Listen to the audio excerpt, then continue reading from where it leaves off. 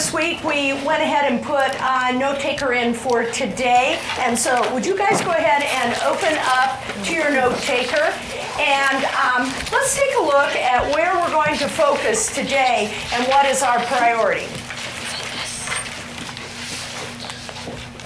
At the very top of both sides of your note taker, you notice it has our I-CAN statement. Lucas, can you read that for us, please?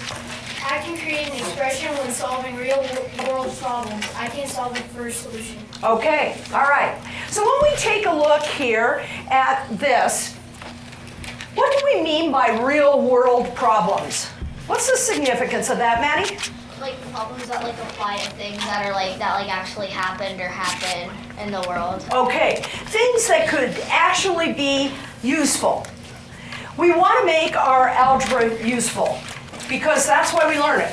We don't learn it, maybe a little bit, to pass a test and to understand a little better about numbers, but we learn it primarily for that. Okay.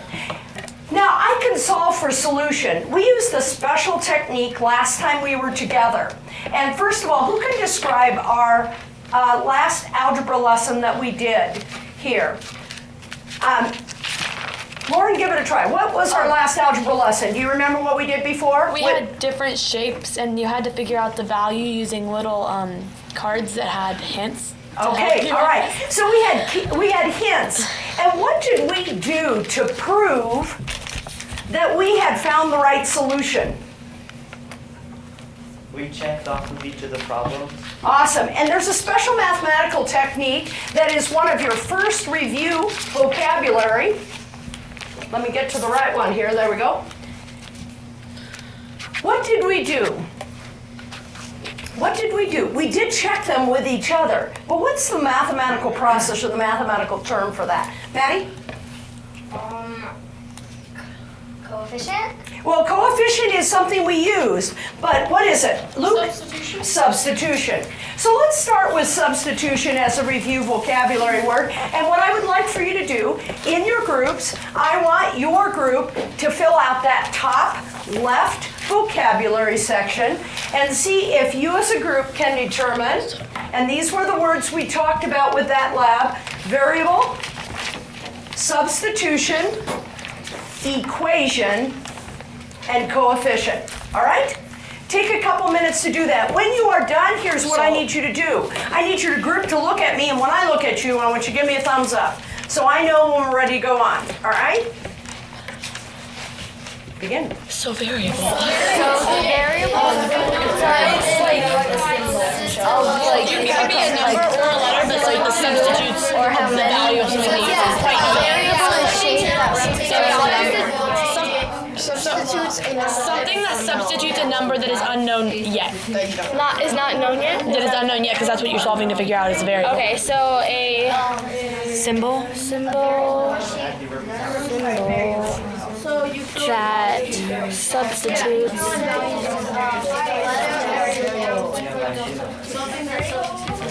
A number that is unknown yet. okay. I put a symbol to show an unknown value.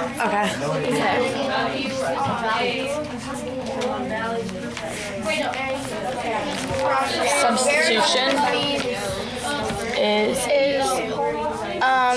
to fill in values with numbers. Like the proof of that you got it to fill in So like with the variable you fill that in. yeah, the proof of which this number equals that is a substitution. What does a variable look like? So the proof. So the proof A shape or letter. Awesome. So Or we can say a shape or value. letter that stands for a of the number. variable.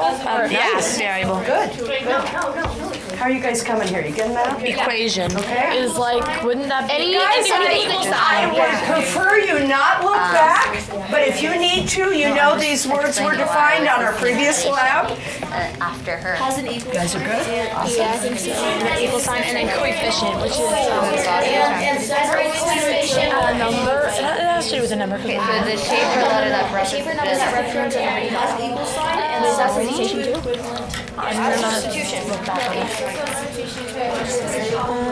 A number that tells you how many of each variable. Oh, so like. That's what we I don't know how to explain it either, but a number tells tells you how many of each variable. Yeah, like the little squares had numbers by them. Yeah. Remember that tells how many of each value? Variable. Oh, yeah. Substitutional or Okay, thumbs up. substitution is when I have one thumbs up group. variable. I've got two. You're just I know it's still working on variable because she is Guys, go ahead and look at our new vocabulary. I got 3 thumbs up group. If you have done today's vocabulary, our past vocabulary, look at our new vocabulary and see what you know about it, okay? Which one do you guys need? Because Good, I've got you guys. have it. So You guys are good? Yeah, we're good. Okay?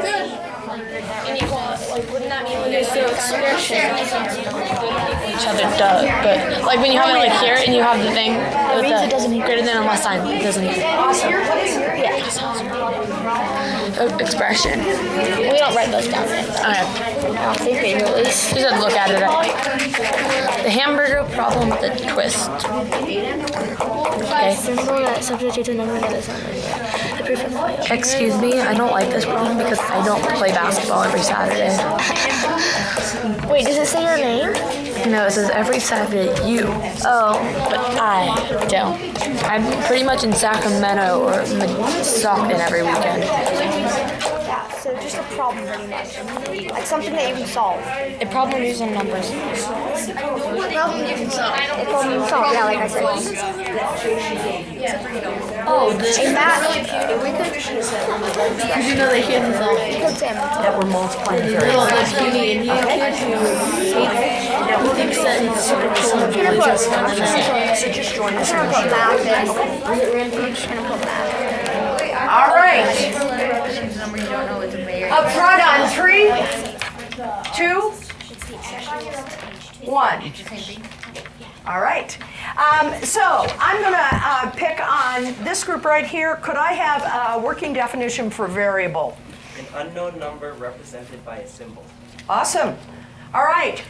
I'm going to write that one up here, but I want to hear some other ways to say that. If I use the pen, I'm better. There we go.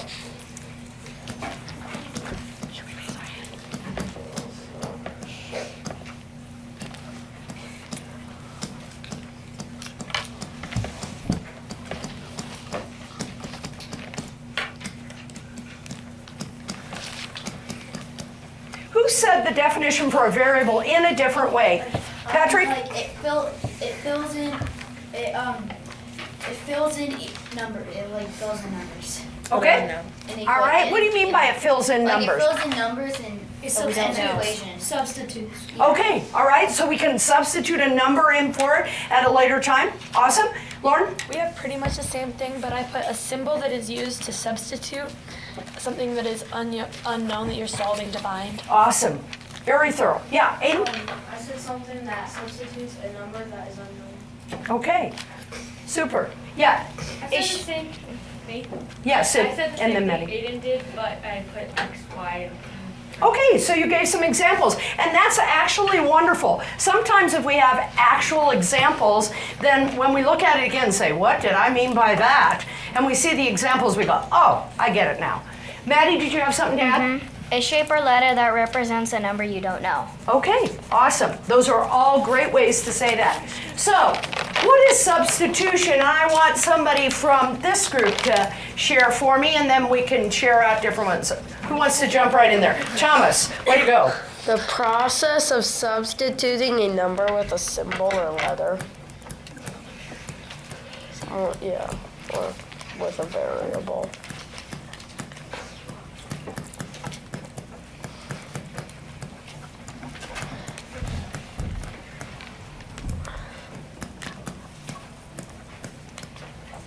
Does someone have another definition that they feel kind of defines substitution? Yeah, Kylie? It fills in values in the number.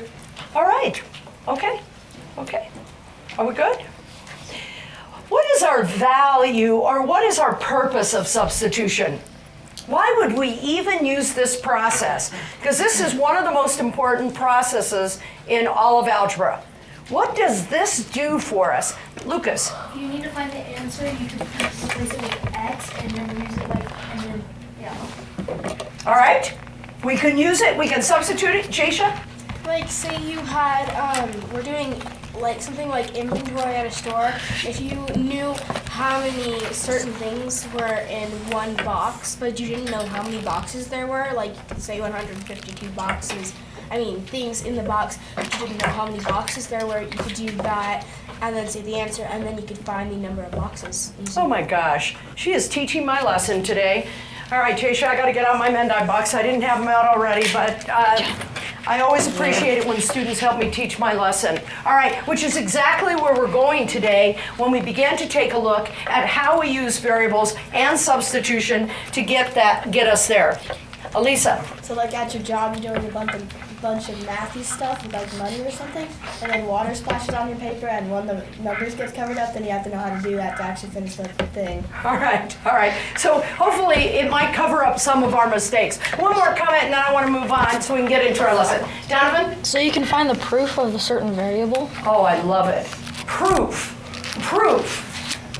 It's kind of like when you learn to subtract and then you add it backwards to check it. I remember I didn't even have to teach you guys how to subtract. You came to me with that knowledge, most of you. But you came here and you knew how to do that. But do you remember when the teacher said, now subtract and then check your work? And most students did. Because it's one more step. But it proved it was correct. And substitution is a step that sometimes students don't want to do, because it's another step. But you can also prove that you are right by using that step. Okay? Maddie? Kind of like what Elisa said, like if your dog or your chinchilla or other small rodents eat some of your paper, you would need to do that so then like you could figure out what it was. You don't want your critters eating your homework or papers. And algebra hopefully will be able to compute if your pet consumed too much of your homework, then your variable might have disappeared also. But hopefully we can use substitution to prove that the value is correct. All right, then I want someone from Dante's group to share what an equation is. Do you have that one, Dante? Okay, Peter? Has an equal sign and separates two equivalent expressions. I have more Mendai books. I don't know how you get did you copy that out of the math book? That was awesome. All right. So read that to me again, because Peter got, and that's really going to help us with this over here. Go ahead. Has an equal sign and separates two equivalent expressions.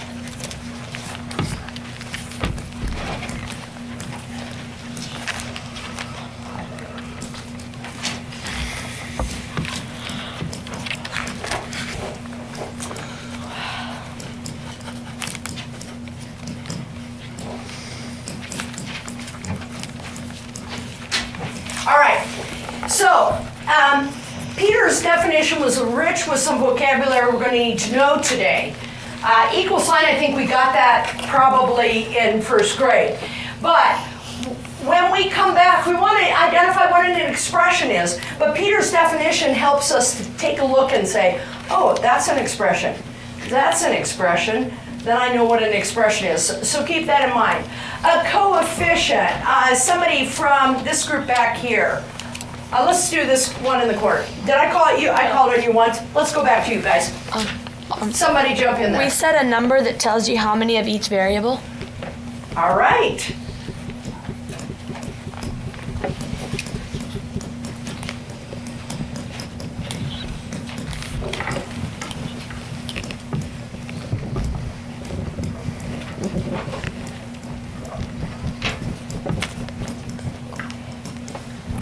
All right. Can somebody give an example of what Lauren was just talking about? In other words, what does a coefficient look like? Let me see if I can switch over here to be a different color. What's a coefficient look like, Jasha? The coefficient is like you have 2 times x equals 6. You know that the x would be 3, and the coefficient would have to be 2. All right. So when we show 2x, this right here is our coefficient. All right? And as Lauren indicated, it's what we're going to multiply our variable by. Yeah, Maddie? And another example is like 5x equals like 15. Okay. Something. Exactly. So anytime we have a number in front of a variable, and we use x a lot, but it's the number that precedes a variable that tells us how many. Excellent definition. All right. So we have 2 new words that we want to kind of make sure we understand today as we get into, because our whole goal, as you saw with our standard, was that we want to be able to write expressions. So we need to know what an expression is. If I put an equation up here,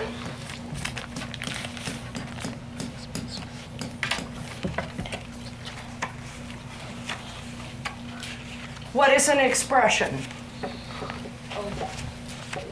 In that choice.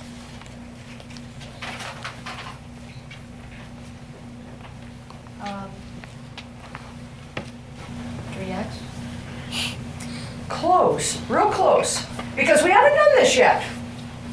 I want to go back to Peter's definition of an equation. Peter, read the definition again of an equation. Has an equal size and separates two equivalent expressions. Okay, look at this. Who can give me an example of an expression? Aiden. On that problem, the expression would be 3x plus 4. 3x plus 4. Are there any other expressions? 12. What different things could be part of an expression? And I'm going to start expression with a statement using, what did we use in that expression? And any of them. What did we use? What did we use here? Kevin? Numbers. Okay, we definitely use numbers. What else did we use in those expressions? Peter? Signs. Signs, awesome. Which tell us our operations. Do we use anything else? Anything else there? Sid? Variables. So statements using numbers, signs, and or variables. What does and or mean? You guys are really, yeah, Alden? It can or cannot be in there. Okay, so we know that this is an expression. This is an expression. It could include everything, numbers, signs, variables, but it might be just a number. Might be just a variable. Probably won't be just a sign, but it'll include a combination there, okay? And what does inequality mean? What does inequality mean? Luke? When both sides of an equation are not equal.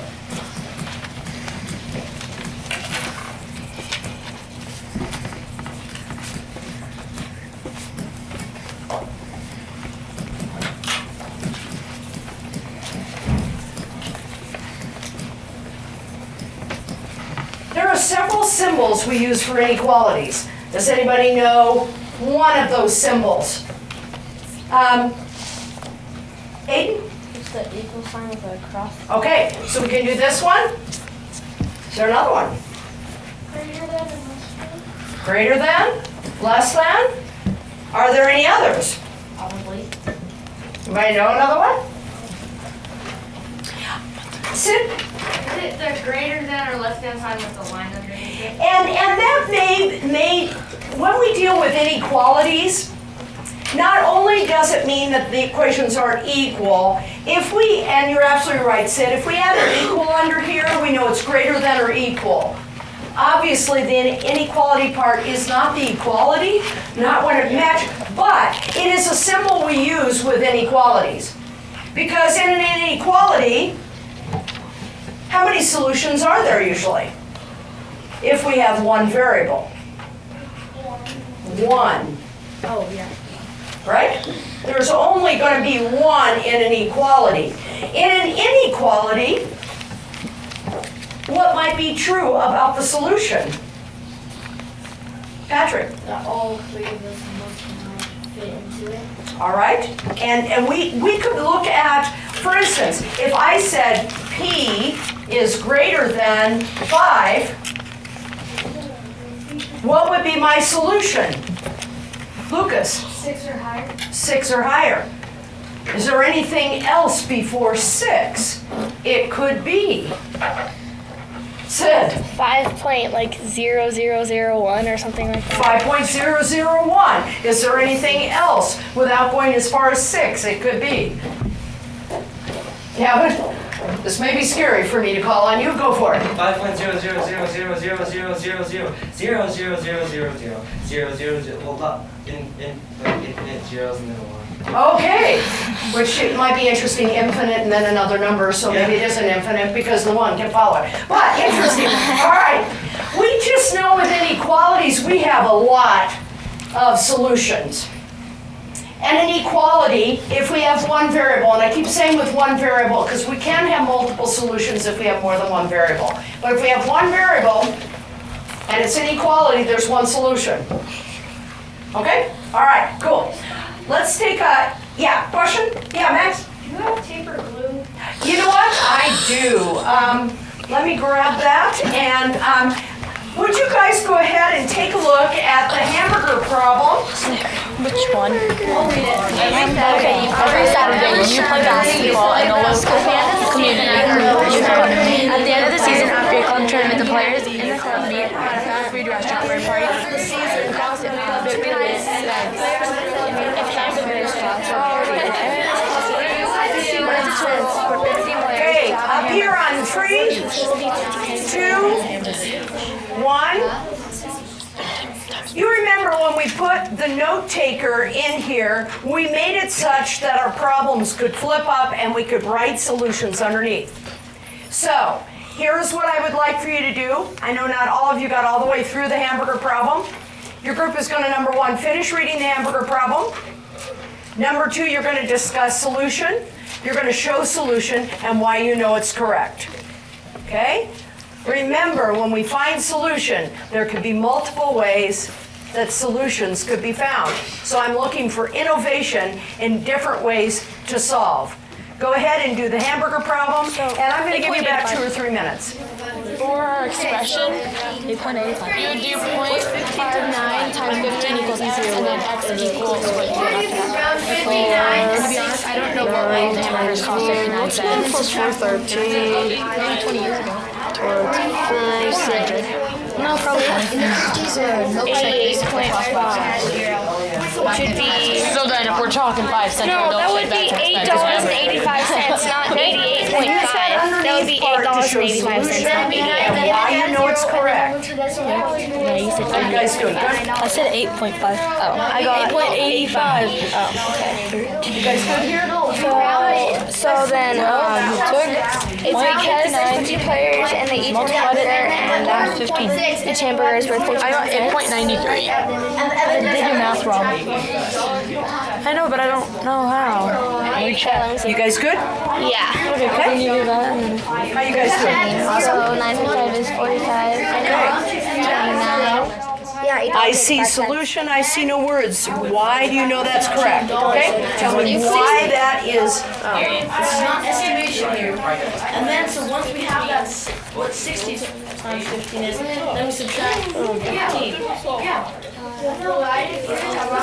Oh, that hamburger looks good.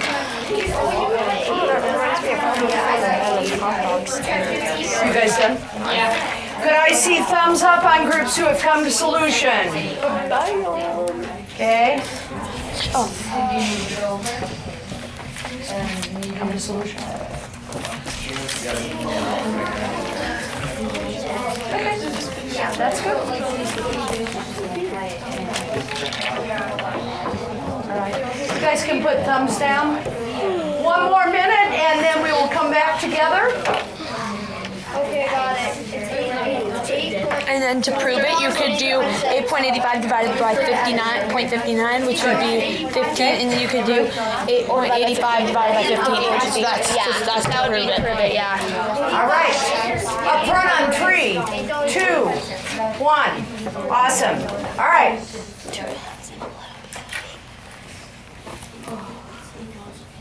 We've got solution on this. It appears with all groups. Was this a hard problem or easy problem? And tell me why you think it was that way. Sydney? It was an easy problem because all you had to do is multiply. All right. Okay. How do we get solution?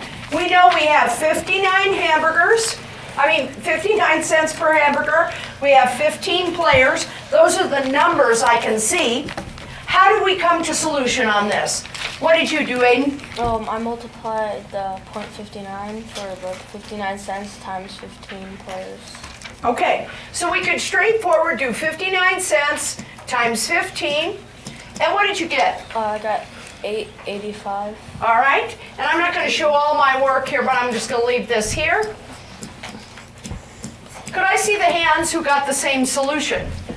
Okay, now that is a way to do that. Did somebody have a different way to find solution besides how Aiden found solution? Peter? We did 15 times 6, and then we moved the decimal over, and then we subtracted one of the hamburgers. So we did 15 times 6, and then we got 9. And then we moved. Did we get 9 by this? 90, and then we moved the decimal over, and then we subtracted the 1.5, and then we got 8.85. Why did we subtract point? Because we added another tenth, so Okay, yeah, so what did we get here? 8.85. All right. Would somebody explain the reasoning that Peter's group used here? What did they do? Do you see what they did? A little bit convoluted, and that's all right. I like convoluted. What did they do? Hannah, can you tell? Do you see what they did? What was 6? And remember, you can assume that there was a 0 here. They rounded to the nearest 10. All right, so they took 59 and rounded it to 60. All right? And got 9 or $9. Then why did they subtract 15? Who knows that part? Gavin? Oh, because in order to round it up to 60, you're just adding a cent. So 1 cent times 15 is 15, so they subtract the extra 15. All right, so we subtracted that 15 cent back there. All right. We've kind of established, and I think maybe Peter's group was, did any of the other groups do it different than just multiplying it straight? Multiplying it straight just made sense. It's not a hard problem, and it's not impossible numbers to multiply. But we can see other ways that we could solve it. Does somebody see another way we could have solved this? Other than what Peter's group talked about? Yeah. Well, what we actually did 0.59 times 15 equals x. Okay, all right, so we're getting a variable in there. And then we just did 59 times 15 with the decimal over 2 spots, and then x equals 8.85. Okay, all right. And got your variable in that way. Awesome, very cool. You have another idea, Kevin? Multiply 59 by 3 and then and then multiply that answer by 5 and then move the decimal over. Here's what Kevin just said. 59 times 3, and when you get that answer, we can call that x, then we're going to take x times 5. What did Kevin do to find solution there? Lucas? He took 15 and put it into 2 multiples, and he did the 5 and 3. Okay. And just multiplied those, and it's easier now. Who else see where he went? Okay, so let's move on. I think we're pretty good with the hamburger problem, but now we're going to add a twist. I want you to read this problem to yourself, and then I want you to raise your hand when you can see how this problem is different what the twist is from the first problem we did.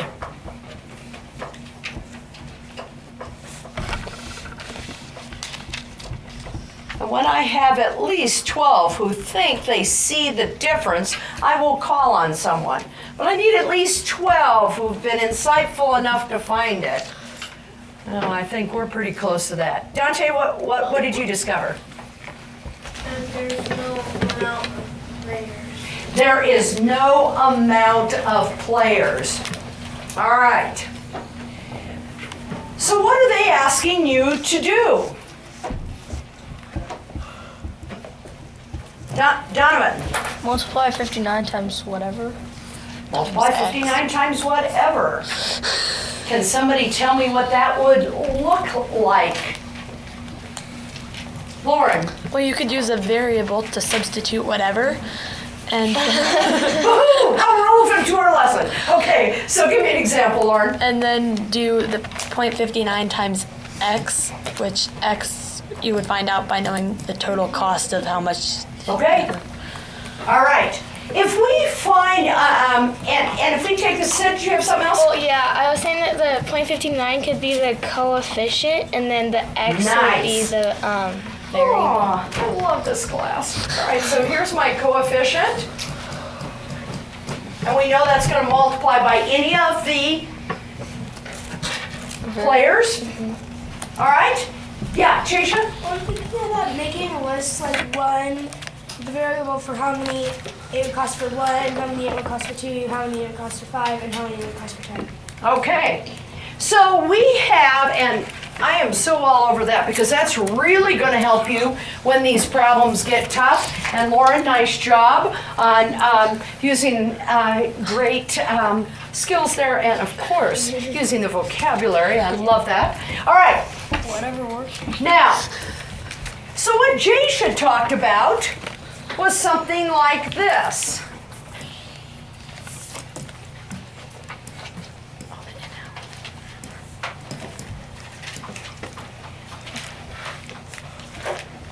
What is this, and what is the value of creating it? Yeah, Max? That's a stem and leaf plot. We could, with how we're using it, I'm not using it that way, although stem and leaf plots look like this. But what, maybe I need to continue it one more time, and then, now, what are we looking at? Because to look at it the first time, you didn't know it was a stem and leaf plot. What is it, Susie? It's kind of like a legendary or like a key. Okay, we could call it a T-chart. Is there anything else we could call it? You call it something else? Double line graph. It could be if we do it horizontally. We could use our double line graph to do this.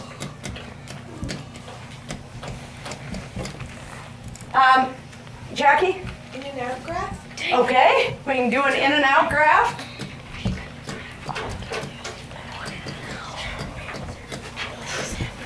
Anything else? Maddie? Kind of like the diagram that shows you the cost of each burger with however many burgers there are. So it's our number versus cost. And sometimes we simply call it a table. That we can do a comparison. But Jasha, thank you for bringing that up because that is a skill that I was going to, you guys are helping me teach this lesson as we go, which I like. Because sometimes to see a relationship, this one's not a hard relationship, as you've already seen. But to see a relationship, making an in and out graph or a T-chart or a double line graph or a table helps us to see that relationship. Now, before we leave this problem, I would like to look at this number right here. What does X stand for? Thomas? The number of players that would be. The number of players. Now, here is a problem I have with some of my more advanced algebra students. They can set up the equation, they solve it, and they get done, they say, what did X stand for? Okay, so there are two ways to go about that. One way is at the start of your problem is that say X is equal to players. And that way when you get done, you know, it's the players. The other way we can do is we can change the variable. Now I know in algebra we use x all the time. But if we change that variable, what can we change it to? Kylie? P. P. And that jogs our memory on its purpose. Now, when I give you a number of players, and it doesn't matter how many, and I multiply it by 59 cents, what will I find out? What will I find out when I do that? Dante? The cost of how much. The cost. So how can I then take this and make it into an equation? I need two things. Sid, you got an idea? Think about what's in it. Huh? You do 59 times the number. Okay, well, we could get a number in there, but all we're doing right now is we're taking an expression and making it an equation. How am I going to do that? I need a couple of things. What do you think, Donovan? 59x or p times blank. Do we need to multiply by something to get that? Yeah. We already have that set up here. How do I make, look back at your definition for an equation. Look back at your definition for an equation. Then raise your hand. What do you think, Kevin? We need equals y or something. Or c. We have to have an equals. And what is it equal, we said? If we find the number of players, what are we going to find out? Luke? You're gonna find out what the answer is. The answer is what, though? Is the cost. Cost. So what could I put over here that might be irrelevant? Kylie did a great job of giving us P for players, so what could I put on this side that when we find out, we know what it is? Lucas? C. C. And now we have created that expression into an equation. All right? Are we good?